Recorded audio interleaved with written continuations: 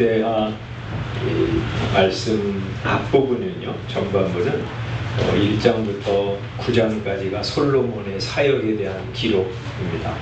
그 중에 이제 2장부터 7장까지가 성전에 대한 기록입니다. 제가 이제 주보를 이제 작성할 때까지 2장부터 7장까지는 성전에 대한 기록이다 이렇게 이제 봤는데, 어제 성경을 보면서 조금 이렇게 성경을 자세히 보지 않았구나 이런 생각이 들어요. 2장부터 7장까지는 무슨 내용이냐면, 성전이 물론 이제 중심인데 성전 건축과 솔로몬의 왕궁 건축에 대한 이야기예요. 그래서 2장 1절에 보면 이렇게 말씀하거든요. 솔로몬이 여호와의 이름을 위하여 성전을 건축하고 자기 왕위를 위하여 궁궐을 건축하기를 결심하니라. 이렇게 이제 하면서 성전과 왕궁 건축하는 것을 쭉 이제 기록을 하고 있어요. 물론 그 가운데 대다수는 성전 건축에 대한 이야기이긴 하지만 이 두 가지가 이제 물론 이제 긴밀하게 연결이 되어 있지만 이 전체 내용이 성전과 왕궁 건축에 대한 이야기고요. 그래서 이제 오늘 우리가 읽은 7장 11절에도 이렇게 말씀하세요. 솔로몬이 여호와의 전과 왕궁 건축을 마치고, 성전과 왕궁 건축을 마쳤어요.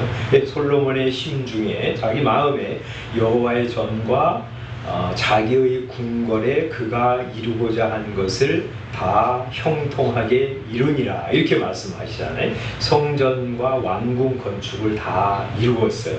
그리고 이 밤에 여호와께서 솔로몬에게 나타나셔서 말씀하신 내용이 오늘 우리가 읽은 11절부터 마지막 절까지의 내용입니다. 이렇게 이제 설명을 하면 좀 쉬울지 모르겠어요. 어떤 목사님이 교회당과 사택을 다 건축하고 완공 예배를 드린 다음에 집에 와서 잠을 자는데 하나님께서 나타나셔서 이렇게 말씀하셨다고 생각해 보세요. 야, 너 예배당 사택 건축하느냐고 고생 많았다.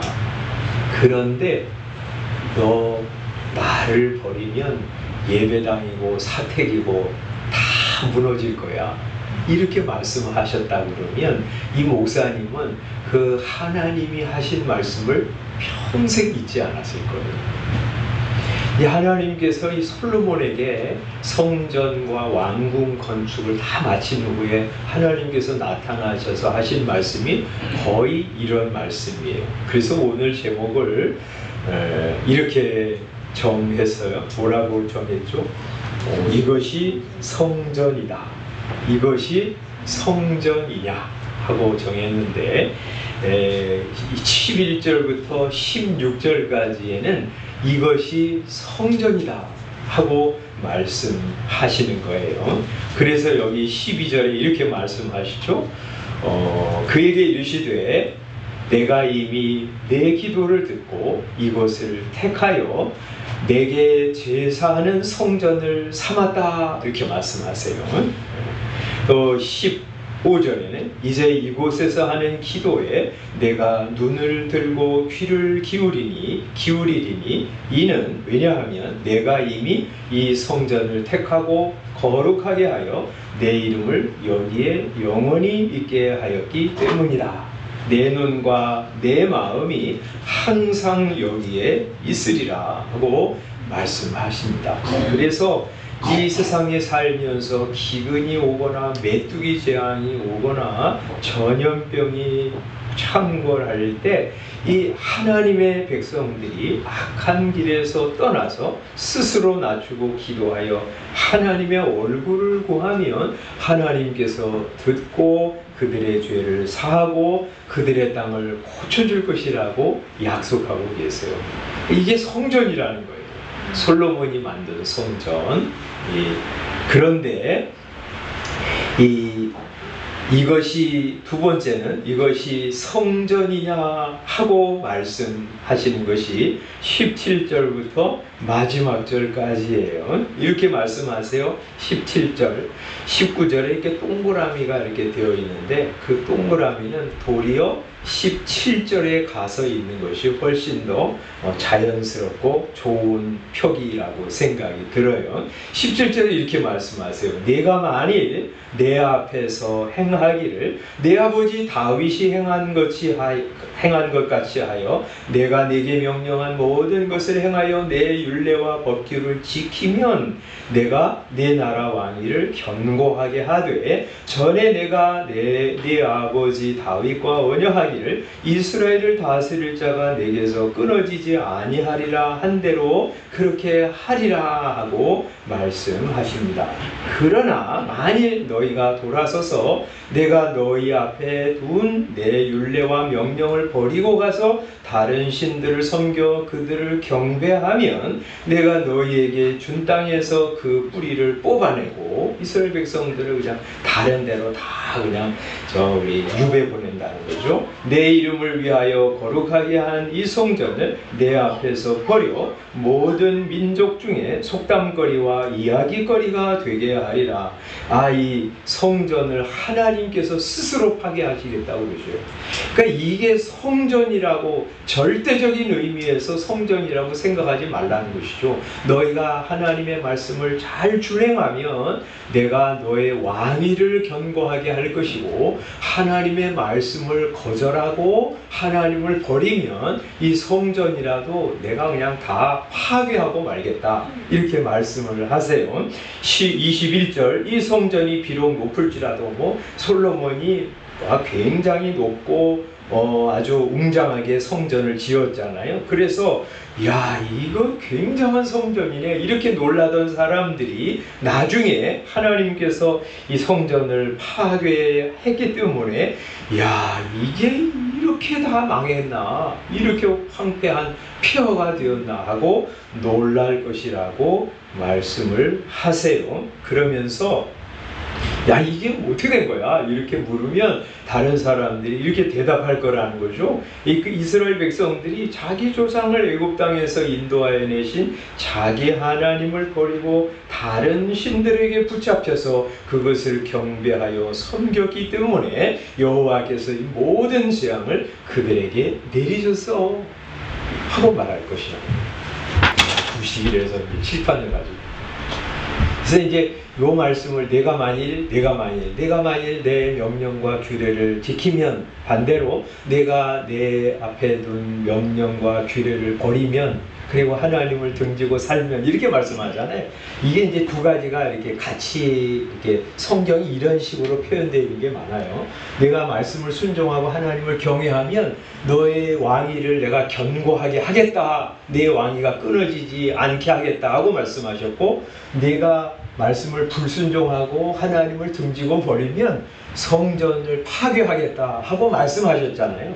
그러니까 이제 요 성경이 이렇게 굉장히 요약적으로 기록된 부분이 많아요. 굉장히 이게 많은 그런 이야기들을 너절하게 하지 않고 성경이 굉장히 이렇게 요약해가지고 성경을 기록하는 방식이 많기 때문에 다 우리가 종합해서 이게 생각하면 이런 거예요. 하나님 말씀을 순종하고 하나님을 경외하면 왕위는 견고하게 될 것이고 성전은 영원히 존재하게 될 것이다. 이런 말이고요.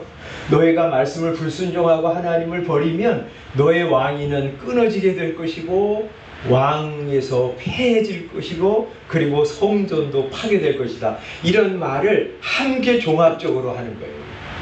그러니까 여러분들 성경 특히 이제 시편이나 잠언 같은 데 읽으면서 이런 식으로 될 때가 많아요.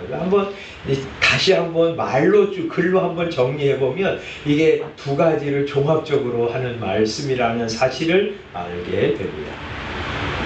여러분 이걸 통해서 말씀하시는 것이 무엇이냐면 왕이 하나님을 경외할 때 이스라엘의 왕위는 지속될 것이고 왕궁은 계속 존재할 것이며 그리고 하나님의 말씀대로 살아갈 때 성전은 성전으로 존재할 것이라는 거예요.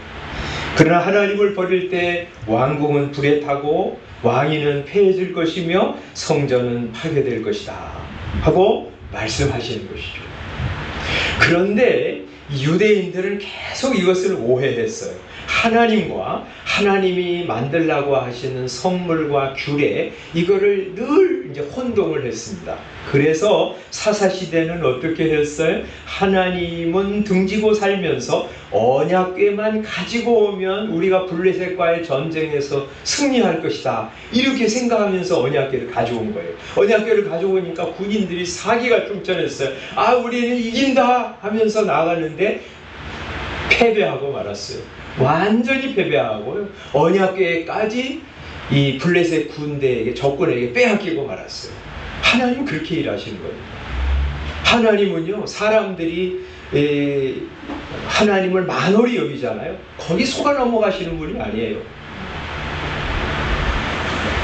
왕정시대는 어땠습니까? 이스라엘 백성들은 성전이 있기 때문에 자기들은 안전하다고 생각했어요. 그러나 예레미야 선지자는 여호와의 성전 앞에 서서 뭐라고 이야기하냐면, 이것이 여호와의 성전이라 여호와의 성전이라 하는 거짓말을 믿지 말아라 하고, 굉장한 막 청천벽력 같은 선포예요. 이게 성전 아니라는 거예요. 분명히 성전인데, 솔로몬이 지은 성전인데 이거 성전이라고, 여호와의 성전이라고 하는 말을, 거짓말을 믿지 말라는 거예요. 아마 제사장들이나 레위 사람들이나 보통 이스라엘 백성들이 저 사람들이 정신 나간 놈이 아닌가 저거, 저게 성전이 아니라니. 그런데 예레미야 선지자는 이렇게 말해요. 너희가 악을 행하면서, 악의 중심이 뭐야? 하나님 등지는 거죠. 너희가 악을 행하면서 우리가 구원을 받았나이다, 그렇게 말하는 거, 그건 말도 안 되는 얘기다. 그런 거짓말 집어치워라.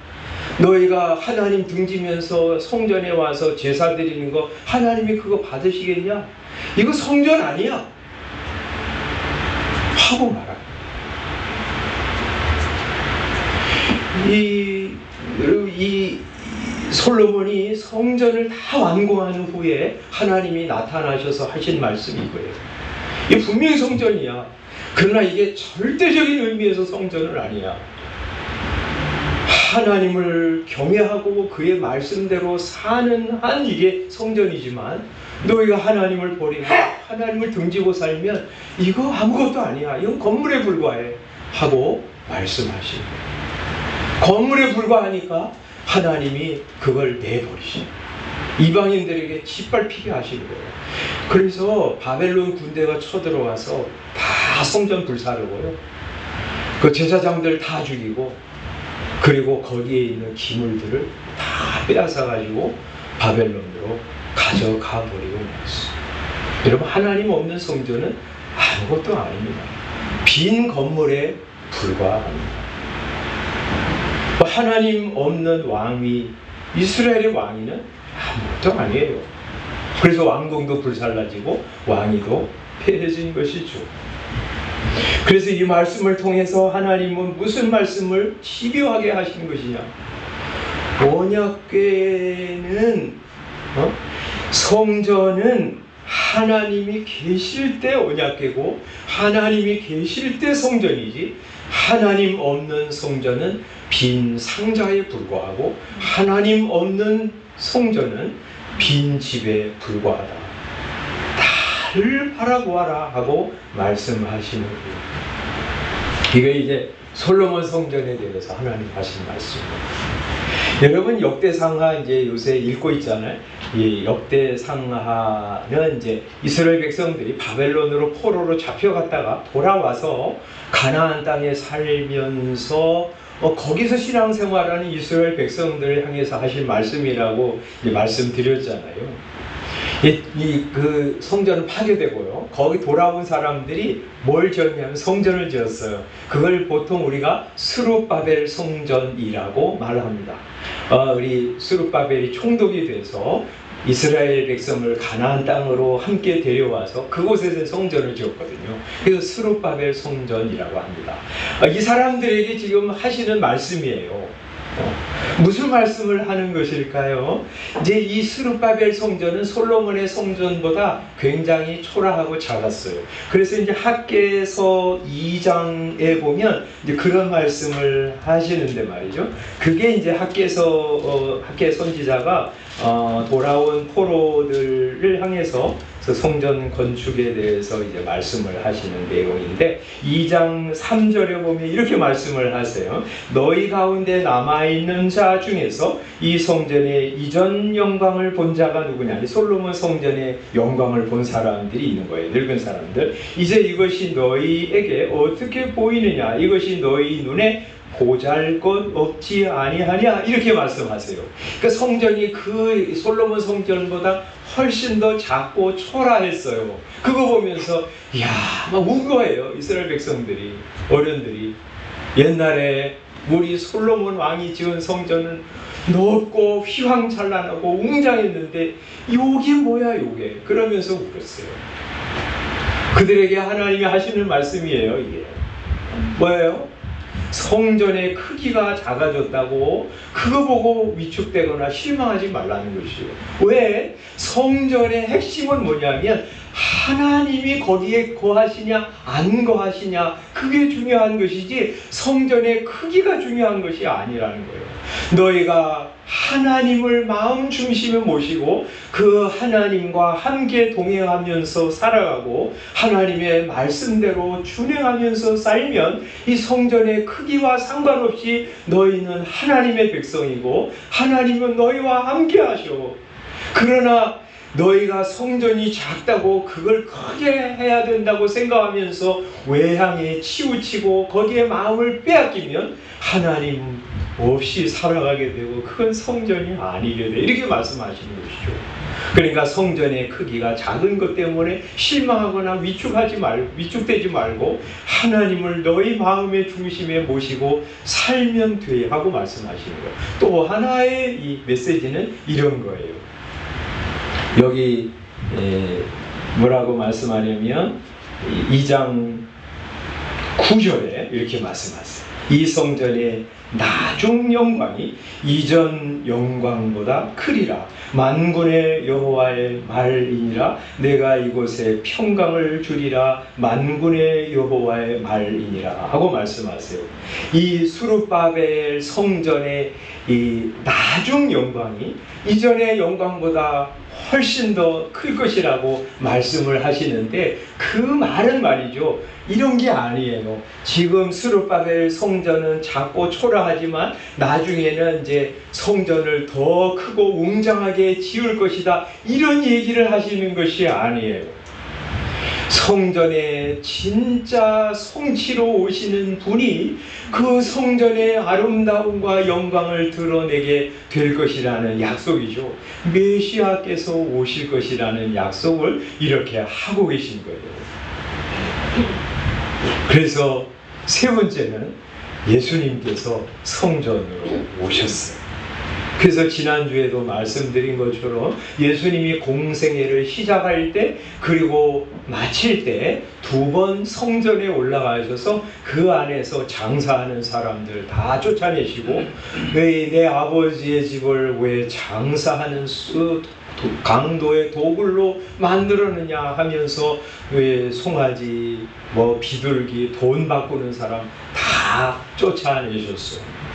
내 아버지의 집은 기도하는 집이라고 말씀하시면서 말이죠. 그랬더니 유대인들이 나와서 항변을 합니다. 당신이 무슨 권세로 이런 일을 하느냐. 그럴 때 예수님께서 말씀하시죠. 너희가 이 성전을 헐라 내가 사흘 만에 일으키리라 하고. 유대인들은 이해하지 못했어요. 이 헤롯 왕이 46년 동안 지금 성전을 짓고 있는 중인데 이걸 허물고 사흘 만에 네가 짓겠다고 무슨 망발이야. 이 예수님은 그 이야기를 한 것이 아니라 이 성전에 실체로 오신 자기 자신이 성전이라고 말씀하신 것이고, 나는 너희들에게 죽임을 당할 것이지만 사흘 만에 다시 부활할 것이라고 약속하시고요. 그래서 자신이 성전이라고 알려주시고, 그래서 말이죠, 신약 시대에는 이제 건물 성전을 짓지 않습니다. 유대인들은 아직도 성전을 예루살렘에 지으려고 애쓰고 있지만 그거 불가능합니다. 만약에 성전을 예루살렘에 짓더라도 그것은 하나님과 상관없는 건물이 될 뿐입니다. 이제 성전은 무엇입니까? 예수 그리스도가 성전이시고요, 그 예수 그리스도를 구주로 믿는 우리가 성전인 것이죠. 그래서 고린도전서 6장에서 그렇게 말씀하시잖아요. 누가 성전이냐, 뭐가 성전이냐 하는 것에 대해서 이 바울 사도께서 분명히 알려주세요. 6장 19절이죠. 너희 몸은 너희가 하나님께로부터 받은 바 너희 가운데 계신 성령의 전인 줄을 알지 못하느냐. 성령께서 거하시는 성전인 줄을 알아라, 그렇게 말씀하는 거예요. 예수 믿는 성도들에게 너희는 너희 자신의 것이 아니라 값으로 산 것이 되었으니 그런즉 너희 몸으로 하나님께 영광을 돌리라 하셔요. 그러니까 여러분, 우리 지금도 뭐 한국 목회자들이나 성도들이 자꾸 예배당을 성전이라고 막 말하고, 예루살렘 성전, 뭐 시온 성전 막 그렇게 얘기하는데 그건 잘못된 표현이에요. 성전이 아니에요. 물론 예배당 귀한 것이고요, 성도들이 모여서 예배드리고 성경 공부하고 기도하고 교제하는 그런 좋은 장소요 건물인 것이 사실이고, 우리 그거 가꾸고 사랑해야 되지만, 그러나 성전은 아니에요. 뭐가 성전이에요? 성전의 실체이신 예수 그리스도를 자기 마음의 구주로 모신 성도가 성전이에요. 그래서 여러분은 여러분의 몸을, 여러분의 인생을 아무렇게나 굴리면 안 돼요. 왜? 성전인데. 하나님이 거하시는 거룩한 인격인데, 그러니까 여러분은 술로 그거를 더럽히지 말고요, 마약이나 이상한 것으로 여러분의 몸을 더럽히지 말고요, 그리고 여러분을 아무렇게나 팽개치지도 마세요. 힘들다고 팍 죽어버릴까? 그렇게 할 수 없어요. 왜냐하면 여러분을 하나님께서 자기 아들을 보내주셔서 여러분을 사셨고, 예수님은 자기 피값으로 여러분을 사신 고귀한 존재, 거룩한 성전이고, 그리고 그 성도들이 모인 모임이 성전이에요. 그래서 3장에서 뭐라고 말씀을 하세요? 여기 뭐라고 말씀하세요? 3장 16절에 너희는 너희가 하나님의 성전인 것과, 하나님의 성전인 것 알라는 거죠. 하나님의 성령이 너희 안에 계시는 것을 알지 못하느냐. 왜 그걸 모르냐? 그거 알아라는 거예요. 누구든지 하나님의 성전을 더럽히면 하나님이 그 사람을 멸하시리라. 하나님의 성전은 거룩하니 너희도 그러하니라. 아마 6장에서는 말이죠, 너희 예수 믿는 성도 한 사람 한 사람의 몸이, 그 사람의 인격이 하나님의 성전이라고 말씀하시는 것이고요, 여기 3장에서는 너희는 하고 말씀하시잖아요. 예수 믿는 성도들이 모인 이 모임이 성전이에요. 그래서 그 하나님의 교회를 더럽히거나 오염시키면 안 되는 거예요. 여러분 생각 잘 기억하세요. 이 예배당이 성전이 아니라 성도들이 모인 이 모임이 성전이란 말이에요. 제가 이제 청년 때 우리 교회 장로님이 우리 청년부 성경 공부를 하고 있는데 불을 활짝 열고 누가 이거 여기 하면서 막 그렇게 막 야단을 치시더라고요. 성전에 있는 거룩한 기물들을 왜 다른 곳으로 옮겼냐 그런 거죠. 그분은 그게 성전이에요. 그게 성전은 거룩한 기물들이에요. 성전에 있는 것들은. 그런데 정작 성도들이 모임, 청년들이 모여서 예배하고 기도하는 그 모임이 성전인 것은 잊어버려요. 그게 그런 짓을 하는 거예요. 우리가 말이죠, 교회 짓는 것 가지고 싸우다가 성도들 간에 다툼이 생기면 그거 예배당을 성전처럼 생각하고 성도들의 모임을 무시하기 때문에 그런 일이 생기는 거예요. 그래서 우리는 뭐예요? 이 솔로몬의 성전에서도 그렇고 스룹바벨 성전에서도 그런 것처럼 우리는 이 성전의 실체로 오신 예수 그리스도를 나의 인생의 중심으로 삼고 주님 중심으로 생각하고 주님 중심으로 말하고 주님 중심으로 행하면서 살아가는 우리 성도들의 특징이 그래요. 그래서 주변 것들, 부수적인 것들을 항상 그렇게 놓고 핵심을 잃지 않으려고 해요. 여러분 시편 27편에서 다윗이 하나님을 향해서 한 가지 소원을 이렇게 필요합니다. 내가 여호와께 바라는 한 가지 일 그것을 구하리니. 그냥 한 가지 소원이 있었어요. 그게 뭐냐? 내가 내 평생에 여호와의 집에 살면서 여러분 다윗의 유일한 소원은 하나님의 집에 사는 것이 아니었어요. 엄밀하게 말하면 내가 내 평생에 여호와의 집에 살면서 여호와의 아름다움을 바라보는 것이 그의 성전에서 사모하는 그것이라 이렇게 말했어요. 우리 성전에 오는 것, 지금으로 말하면 성도들과 함께 예배하러 예배 자리로 오는 것, 주일날 세상 나가지 않고 하나님 앞에 나와서 예배 드리러 오는 것, 그거 너무너무 중요한 건데, 그러나 그게 전부는 아니에요. 그거 했다고 다 된 거 아니에요. 오늘 우리 양 집사님이 기도하면서 그렇게 기도했던 것처럼 우리가 예배 자리에 와서 아무 생각 없이 그냥 졸다 갈 수 있어요. 설교 듣는데 내가 이 예배 끝나고 누구 만나야지 이렇게 하면서 계속 머리가 돌아갈 수 있어요. 참 우리 집 문제 어떻게 해결할까? 그렇게 하면서 말씀에 전혀 집중 못할 수 있어. 그리고 예배가 끝났어. 예배가 끝나서 시원하다 하고 집으로 돌아갑니다. 그게 무슨 예배일까요? 다윗은 그렇지 않았어요.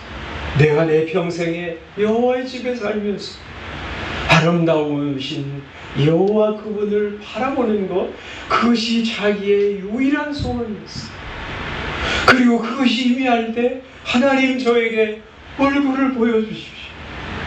주님의 얼굴빛을 저에게 비추어 주셔서 하나님을 생생하게 경험하면서 살아가게 해주십시오.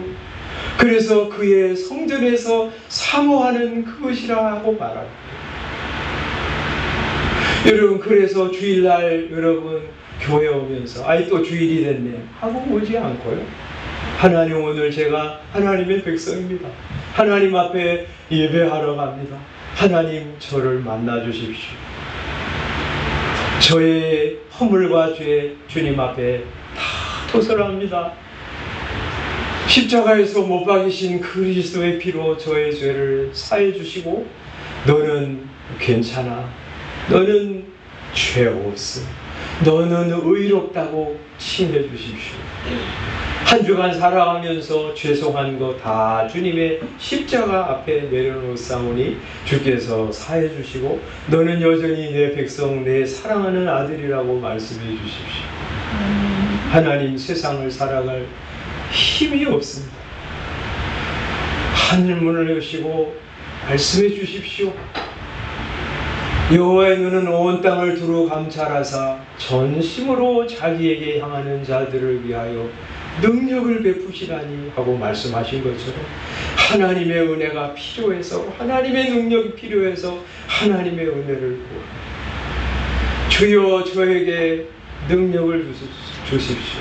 저에게 은혜를 주십시오. 저에게 지혜를 주십시오 하고 하나님께 기도하러 나오는 거예요. 그럴 때 하나님께서 그를 만나주세요.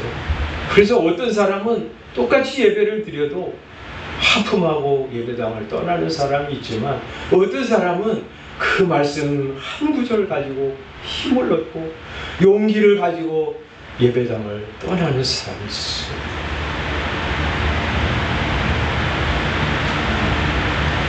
성도는 핵심을 잃지 않습니다. 예배 좋은 것이고 교회 좋은 것이고 선교가 좋은 것이고 전도가 좋은 것이고 성도의 교제가 좋은 것이지만 성도는 예수 그리스도 그분에게 우리의 모든 관심과 시선을 집중하면서 나아갑니다. 그리고 하나님은 그런 사람을 만나주시고 하나님의 아름다움을 보여주세요. 그리고 그 예수님 때문에 기뻐하면서 살아가게 하시고, 여러분 예수님이 좋아하시면 모든 게 다 좋아져요. 예수님이 좋으면 주일이 기다려지고, 예수님이 좋으면 예배가 사모하게 되고, 예배를 사모하게 되고, 예수님이 좋으면 성도들이 참 귀중하게 여겨지고, 예수님이 좋으면 교회가 사랑스러워. 예수님이 좋으면 그 예수님의 복음을 전하려고 하고 선교 사역에도 함께 동참하려고 합니다. 여러분은 어떻습니까? 예배 사모하십니까? 교회 오는 거 기쁨입니까? 헌금하는 거 즐거운 일입니까? 선교 사역에 동참하는 거 기꺼운 마음으로 하십니까? 그렇지 않으면 문제가 예수 그리스도가 희미하기 때문이죠. 다시 한번 우리 허드슨 테일러의 메모를 말씀드립니다. 그분이 죽었을 때 그의 성경책에서 그가 달고 다른 메모가 발견되었다고 그랬잖아요. 그는 거기에다 자기의 기도 제목을 써놓았습니다. 주 예수여, 저에게 환하고 생생한 실제가 되어주소서.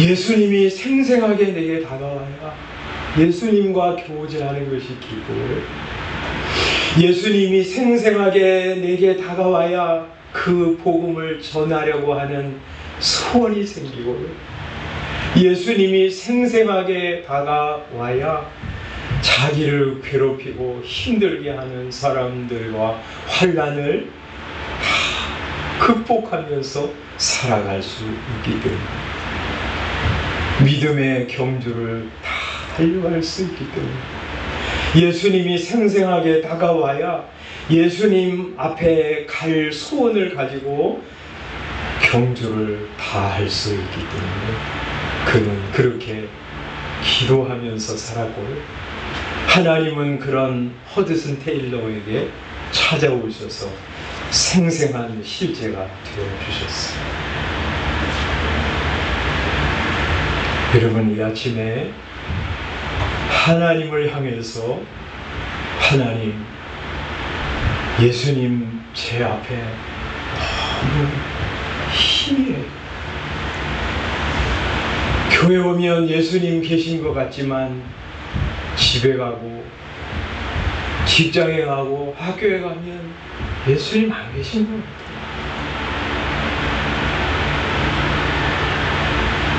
이렇게 살면 안 됩니다.